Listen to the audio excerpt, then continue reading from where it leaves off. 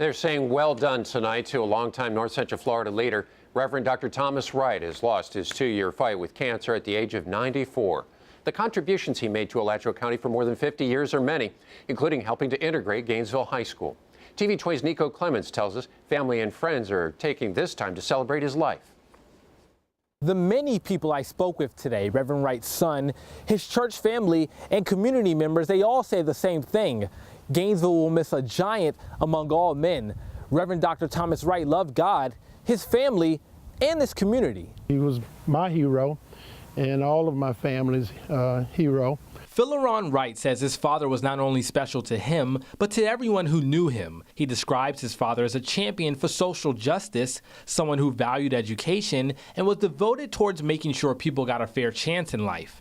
We were very blessed to have a father like him.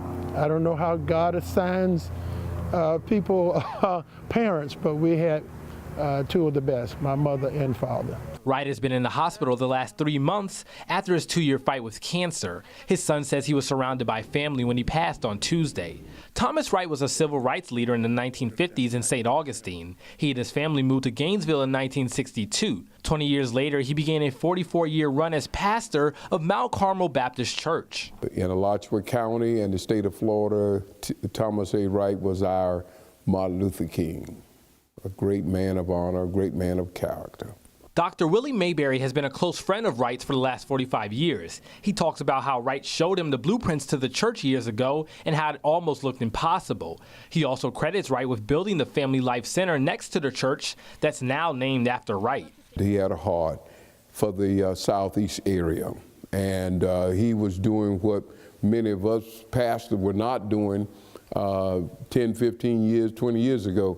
He would get out in the community and walk door to door. You would think that that was something that Dr. Wright wouldn't do, but he walked from door to door, talking to people. People like Evelyn Fox, president of the Alachua County branch of the NAACP, noticed his good works more than 20 years ago when she met him. He did not give up. He believed that everyone should be afforded the same quality of life and justice for all mankind, especially African Americans, and that's what he fought for, I think, until yesterday when the breath left his body. The funeral is scheduled for Saturday morning at 11 here at the Mount Carmel Baptist Church, and the family expects tons of people to show up to celebrate the life of Reverend Wright. In Gainesville, Nico Clements, TV 20 News.